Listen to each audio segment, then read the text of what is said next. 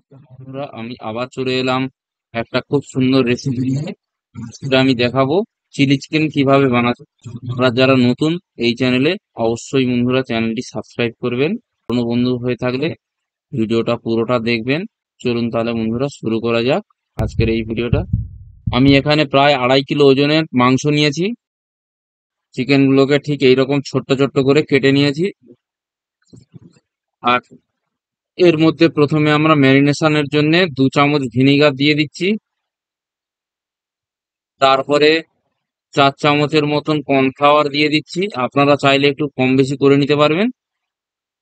আর এর মধ্যে দিয়ে দিচ্ছি 1 চামচ রসুন বাটা, 1 চামচ আদা বাটা, আর দিয়ে দিচ্ছি 2 চামচ সয়া সস। আর এর মধ্যে দিয়ে দিচ্ছি 1/2 চামচ গোলমরিচের গুঁড়ো, আর দিয়ে দিচ্ছি স্বাদ অনুযায়ী লবণ, আর একটু ঝালের জন্য লাল লঙ্কার গুঁড়ো, আর দিয়ে দিচ্ছি 2টো ডিম ফাটিয়ে। দিয়ে সবগুলোকে ভালো করে হাত দিয়ে চটকে চটকে মাখিয়ে রেখে দেবো। দিয়ে একটা ঢাকনা দিয়ে অন্তত আধ ঘন্টা রেস্টে রাখবো।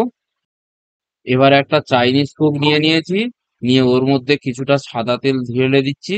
সাদা তেল দিয়ে তেলটা ভালো করে গরম হয়ে গেলে ওই যে ম্যারিনেট করা মাংস একে একে সব ওই তেলের মধ্যে দিয়ে ভালো করে উল্টে পাল্টে মোটামুটি 80% মতন ভেজে নিতে হবে।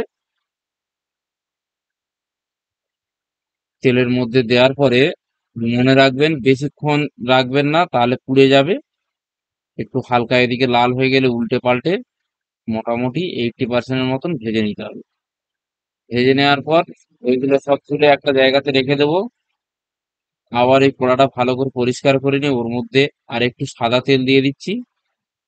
ওই সাদা তেলটা একটু গরম হয়ে গেলে ওর মধ্যে আমরা আগের থেকে কুচিয়ে রাখা রসুন ফার্স্ট দিয়ে দেব। রসুনটা একটু ভাজা হয়ে এলে এবারে আমরা দিয়ে দিচ্ছি ওর মধ্যে আদা কুচি।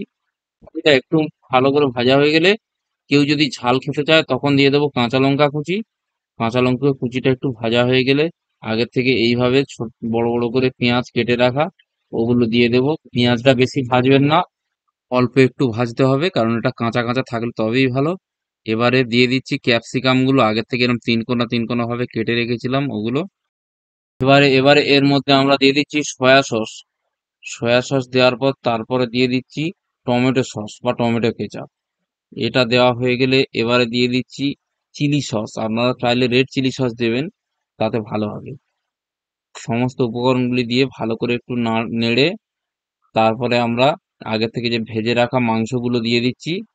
ওই মাংসগুলো দিয়ে একটু নেড়ে ভালো করে তারপরে আমি ওর মধ্যে দিয়ে দিচ্ছি চিনি কিছুটা, যে যেরকম মিষ্টি খাবে তার উপরে স্বাদ অনুযায়ী লবণ। আর চিনি দেওয়ার পরেই আমরা এর মধ্যে দিয়ে দেব আজিনামোটো। আজিনামোটোটা অপশনাল, দিতে পারেন না দিতে পারেন, অসুবিধা নেই। আজিনামোটো দেওয়া হয়ে যাওয়ার পরে ভালো করে নেড়ে চেড়ে একটু অল্প একটু জল দিচ্ছি, কারণ আমার একটু ঝোলের প্রয়োজন, তাই একটু বেশি জল দিলাম। আপনারা চাইলে কম করে জল দিবেন। জল দিলে ঘনত্বটা অনেক বেশি বেশি এসে যাবে, খেতেও ভালো লাগবে। জল দেওয়ার পরে কিছুক্ষণ ফুটে এলে তার মতো এই যেরকম ফুটছে এরকম ফুট এসে গেলে এর মধ্যে আমরা দিয়ে দেবো আগে থেকে কর্নফ্লাওয়ার গুলানো, একটু একটু করে দেব। দিলে কি হবে, এটা একটু ঘন মানে আঠালো টাইপ এসে যাবে। ঠিক এইরকম আঠালো টাইপ এসে গেলে এবার আমরা এটা নামিয়ে রেখে দেবো। আমাদের পুরো কমপ্লিট এই রেসিপিটা। আশা করি আপনাদের ভালো লাগবে। বাড়িতে করে খেয়ে কমেন্টে জানাবেন কেমন লেগেছে। নমস্কার।